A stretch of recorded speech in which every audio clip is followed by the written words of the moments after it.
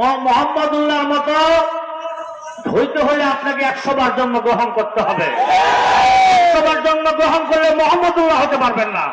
কিন্তু আমি প্রতি মুহূর্ত আমি আপনার মতো, প্রতি সেকেন্ডে আমি আপনার মতো। আপনার মতো হওয়ার জন্য আমার সেকেন্ডের প্রয়োজন পড়বে না। আগামী 5 বছরে যে পরিমাণ কাজ হবে গত 54 বছরে হয় নাই, আগামী 50 বছরে ইনশাল্লাহ হবে না। একবার বলছি যে আমার রাজনীতি থেকে নেওয়ার মতো কিছু নাই, দেওয়ার জন্য আমি এসেছি। আর আমাদের যত নেতা দেখেন এরা নেওয়ার জন্য পাগল, না পায় পাগল হয়ে গেছে। অনেক নেতারা দেখি আবল তাবল এখনই বলা শুরু করে দিয়েছে।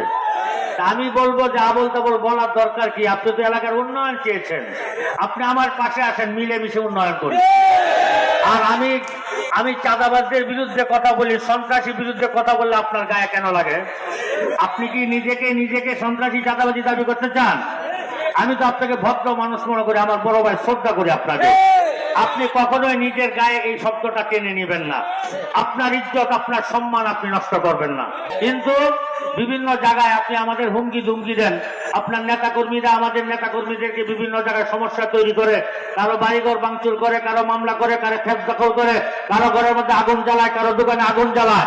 এইগুলো সন্ত্রাসী কর্মকাণ্ড নয়। আমি এই সন্ত্রাসের বিরুদ্ধে বলবো না। আপনি কি মনে করেন মোহাম্মদুল্লাহ 3 মাসে এমপি হয়ে গেছে?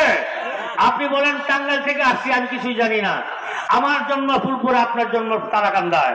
তারাকান্দায় যদি আপনার জন্ম হয়, আমার জন্ম ফুলপুরে, আপনার চেয়ে ফুলপুরে আপনার চেয়ে অধিকার আমার বেশি।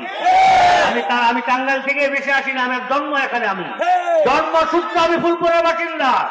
আর কখনো এগুলো বলে মানুষকে ধোঁকা দেওয়ার চেষ্টা করবেন না।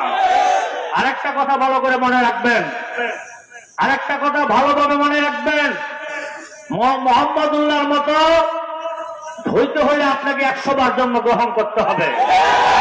100 বার জন্ম গ্রহণ করলে মোহাম্মদুল্লাহ হতে পারবেন না। কিন্তু আমি প্রতি মুহূর্ত আমি আপনার মতো, প্রতি সেকেন্ডে আমি আপনার মতো।